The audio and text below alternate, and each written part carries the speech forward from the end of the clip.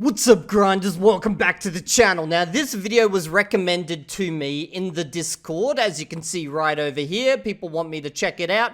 Specifically this part where they're talking about Pablo's languages and learning Mandarin Chinese. So, let's go. I can speak 6 languages. I'm a native speaker of Spanish and Catalan. And then I learned English, I learned French, Japanese, and Thai.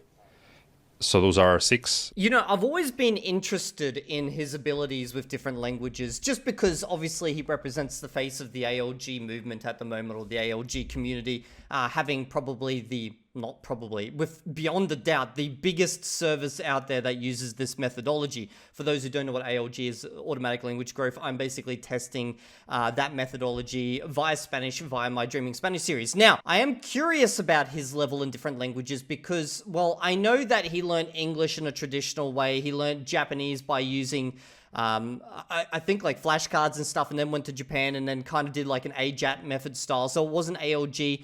And the only ones he's used ALG with, from my understanding, is Thai and Mandarin Chinese. But I've never seen any content of him speaking Mandarin Chinese, so I believe he's still within the listening phase of Mandarin Chinese, if you're following the ALG method. So that means he'll probably be in that phase for like 2,000 hours. No idea when he'll exit that.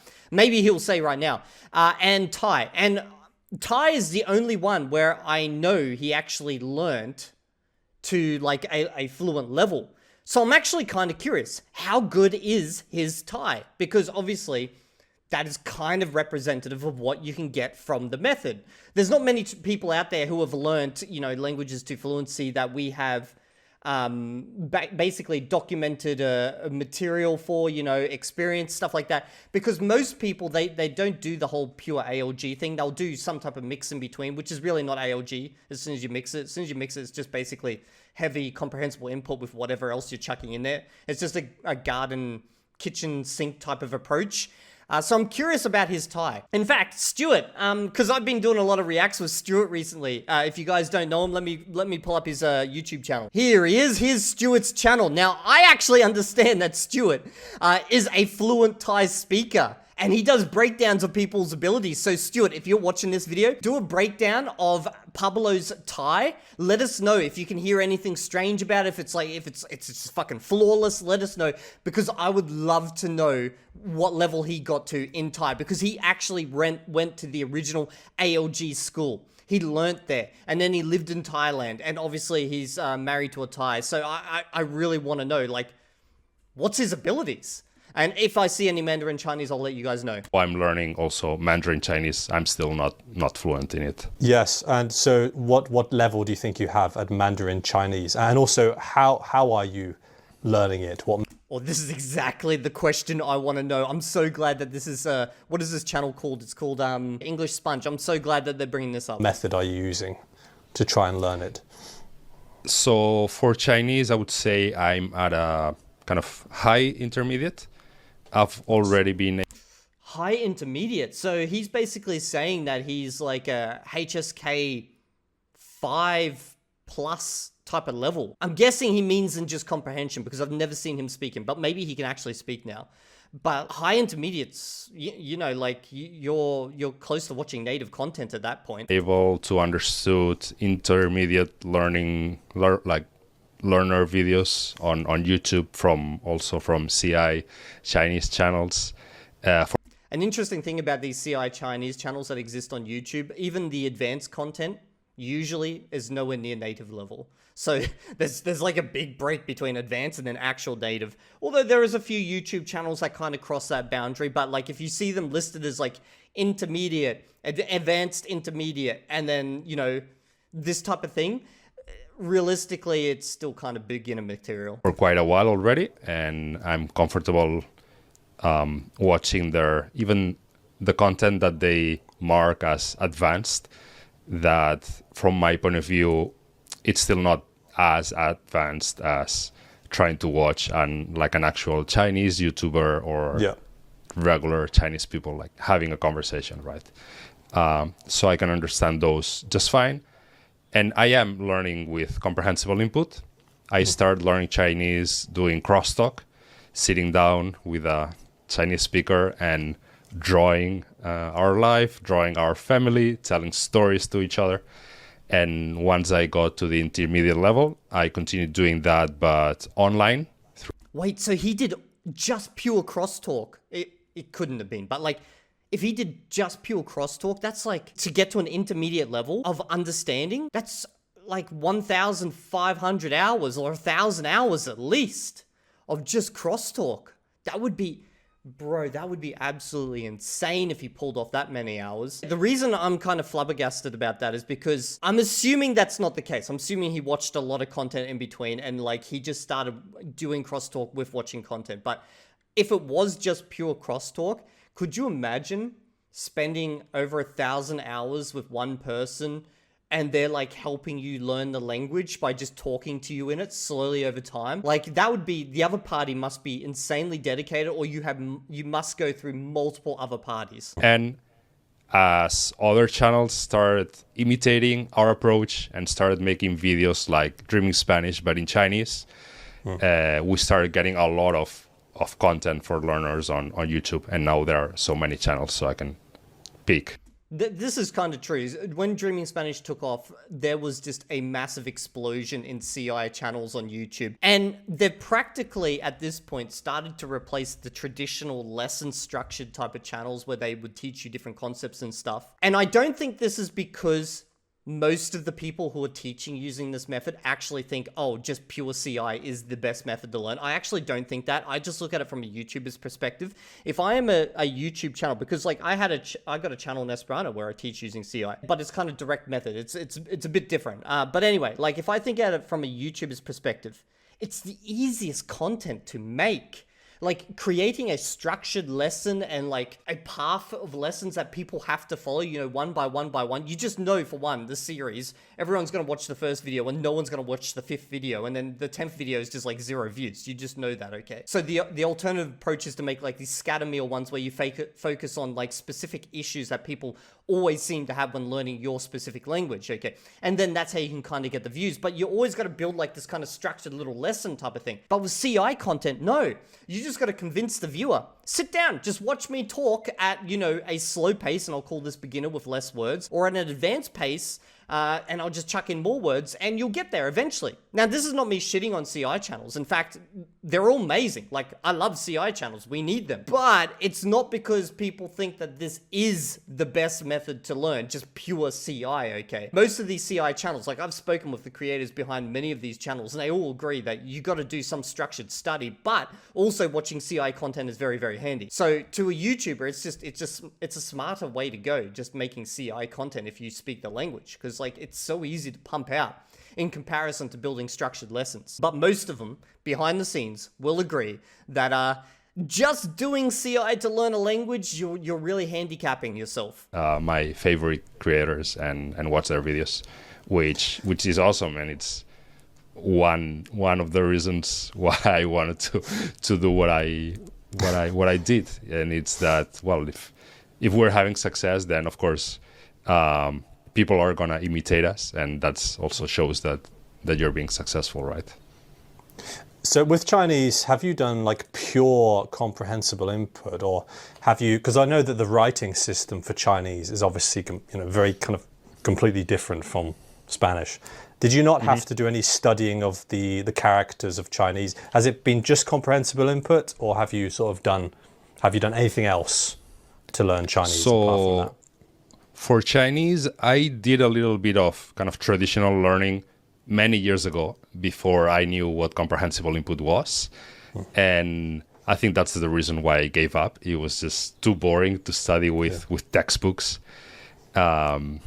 Obviously, that's a personal preference. Some people love textbooks. Me, I'm kind of like half-half. I need a goal, something to work towards, a purpose, basically. So, yeah, but that was many years ago. But this time when I really got serious about learning it, then, yeah, I started learning only with comprehensible input. That being said, when I started learning Chinese, I was already able to read Japanese. So I already know many of the characters.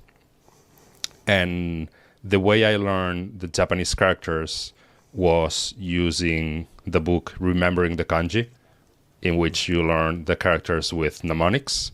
You create a story that includes all the different elements that can appear in characters, because the elements of both the I kind of did this with Chinese characters as well, but I did not know about this, learning the kanji or whatever book. I just remember way back when I did start learning characters the first time. Because, I did what was it? It was like a super short course, basically. And they were just saying, oh, just write the character over and over. It will stick eventually. It did not work for me. What I ended up doing was I found that there is a wiki dictionary or something like that where you can look up any character and it breaks the character down into its radicals. And then I was looking at the etymology of these different radicals and I was like, oh, well, that makes sense, kind of. And then when you put it all together, just the study of the etymology of all these different radicals just somehow cemented kind of my ability to recognize these components, and then it helped me in learning them later on. So if I read that book, it probably would have made my life so much easier, but I kind of took the long route because I just didn't know about that stuff back then. Japanese and Chinese characters,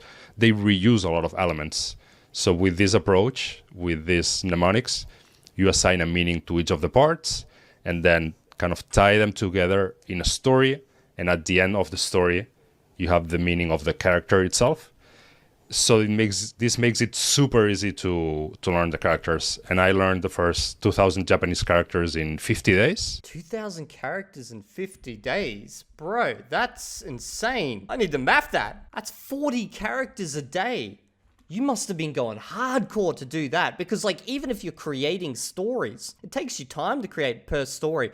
And you still need to practice those stories a little bit to get them into your noggin. Jesus. And then this was before I went to live in Japan. And then for the rest of the kind of 6 months that I was learning Japanese before going to Japan, I finished learning the 3,000 most common characters. So this makes it so much easier for me to be able to read and write Chinese, that I can basically just not have to do anything and just get used to how the characters, yes, they're used in a bit of a different way in Chinese. There are a few characters that are common in Chinese that I had never seen in Japanese, because in Japanese maybe they're not used, or they're used very, very little, very infrequently. But because I'm already so... I really wish he would talk about, for example, on the Dreaming Spanish website, it's all talking about in hours. So how many hours have you spent on Chinese? What's the breakdown for crosstalk? These are the things I'm really fascinated in, because they can really help me understand. Or there's 40 characters per day. How much time did you put into that to learn 40 characters per day? That's a lot. Used to the concept of the characters, it still becomes very easy for me to remember new characters and associate them with the words that I have already learned in Chinese. That for now, I'm not doing anything in particular to practice reading other than what I naturally get from just seeing words written around, sometimes watching videos that just happen to include subtitles. That is enough for me to just be able to learn to read at the same time as I'm learning to understand what I hear. I've always wondered sort of how this method works with languages with a completely different writing system.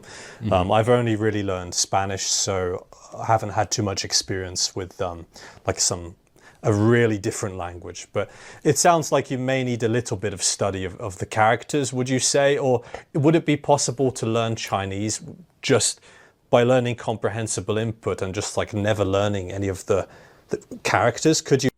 I think realistically you could. It's just you can learn to hear the language and understand, and just you can learn to speak it without doing any formal study. It's just going to take longer. You learn to listen and speak Chinese without any study whatsoever? You can learn to listen and speak. Learning to write, no. Oh, okay. Yeah, learning to write, no, that would be hardcore. That would be hardcore. It's probably kind of impossible because you can kind of learn to read just by feeling, by having read a lot, but by having seen a lot of the characters. Basically, what happens with Chinese with time is you just start seeing the characters in groups and you recognize the groupings of those characters together to mean specific words. So, like, you don't try to individually learn every single character. Like, for example, the characters for Evildea, each character literally, that means butterfly, by the way, each character literally means butterfly, and they don't appear in anywhere else except if it's, like, related to that. So it's like, what? And they're super complex, okay? Like, in their written form, they're super complex. So it's like, are you going to learn to recognize just one component of Evildea by itself? No, you're not. You're just going to learn to recognize it as a group. In a situation in which you're maybe also hearing what they say, basically, and kind of getting a general feeling of the characters, that may be okay. But when you do that, your brain never really has a reason to look in detail at the characters, see which strokes they're made of. And usually your brain, what it does is it tries to do as little work as possible. And usually we'll just grab the one or two more like characteristic parts of that character and just remember those things and just be done with that and not really focus or try to memorize anything else about the character. This is kind of similar in English as well. You've all seen those posts on Facebook before where you read like this thing and that right at the end it says, did you realize that every character was jumbled? And you go back and you have a look and you're like, oh, it was. And the only parts that weren't jumbled were the standout characters, which basically create the shadow or the silhouette of the word. And we actually have something in the art sphere of game design where we talk about silhouettes, where basically you want each character to be instantly recognizable via their silhouette without even having to see the character. So literally just the black outline of them and go, okay, I know that character. Like if I all showed you guys right now as silhouette, just a black printing of Pikachu, you guys would instantly recognize it as Pikachu. And that there is kind of representative of a good character in a game because you instantly recognize it, which is similar to a word. You kind of just pick up the silhouette of the word. You don't look at each individual character as you're reading.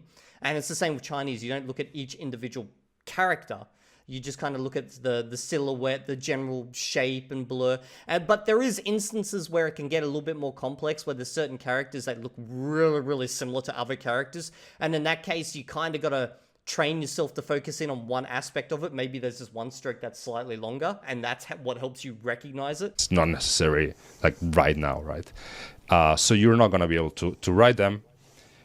If you want to be able to read Chinese, you could do that. I have my doubts that you're going to have enough resources to do this kind of association by feeling of like seeing the character and hearing it. I'm not sure that you're going to have enough content, enough resources to do that. This is actually a funny thing about Chinese. You'll see this where people will talk about, oh, you know, Chinese characters, they actually do have the phonetics imprinted in them. Some characters do, okay? Like, there's different classes of characters. And they'll say, like, you know, this part over here, it tells you the sound. Yeah, that's kind of true. It does. But it tells you the sound historically, probably about 1,000 years ago. Obviously, the language has changed since then, so it's like, if you know how the sound system kind of evolved in some ways, maybe that can be helpful, and some sounds are still similar enough that it can help. But like the sound or the phonetic component of characters nowadays, it's like, it can be handy sometimes, but other times it's just completely wrong. This in a kind of systematic way that's going to allow you to get used to all the characters you need to get used to. So I would still recommend doing some study. And the same thing for languages like Thai, for example, that use a different script, even if it's not as complicated as Chinese.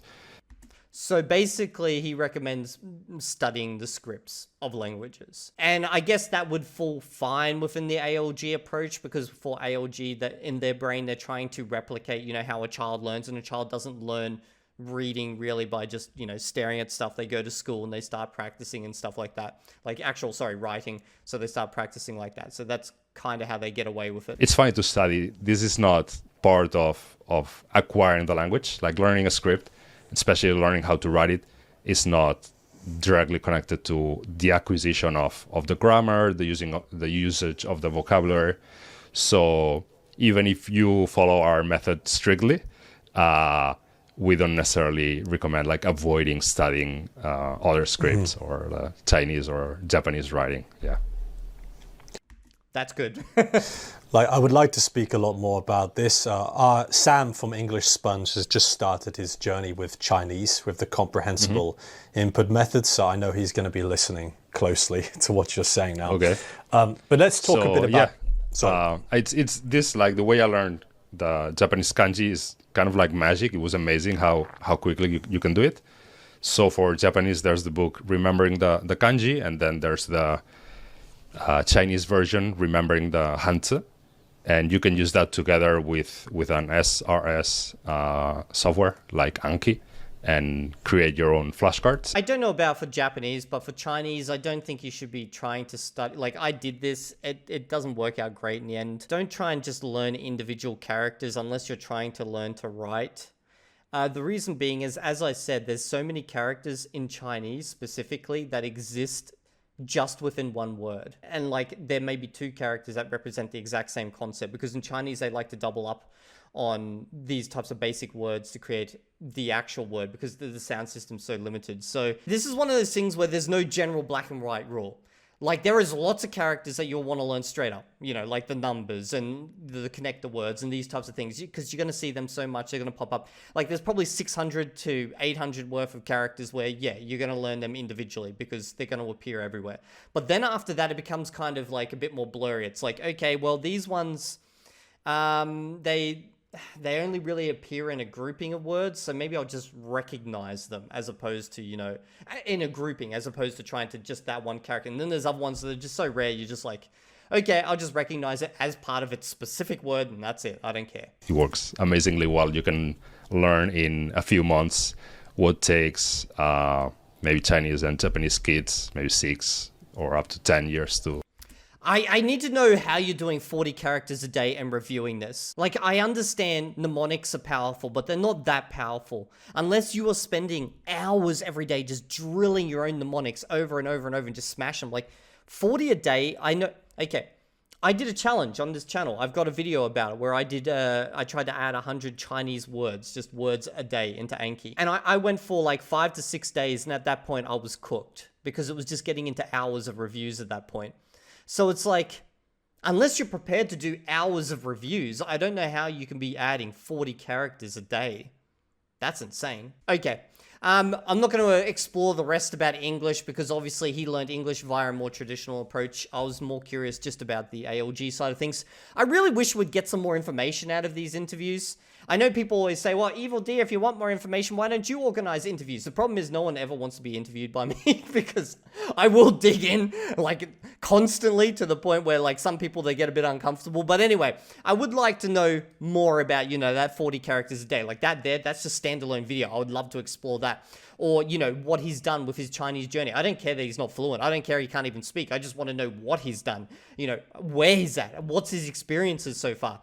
That's pretty much it. Hope you guys have enjoyed this video. If you want to see more videos, maybe reacting to different parts of this very, very long interview, let me know down in the comment section. I'll see you all in the next video. And if you're not there, I will find you and I will make you study 40 different death threats per day for 3 months.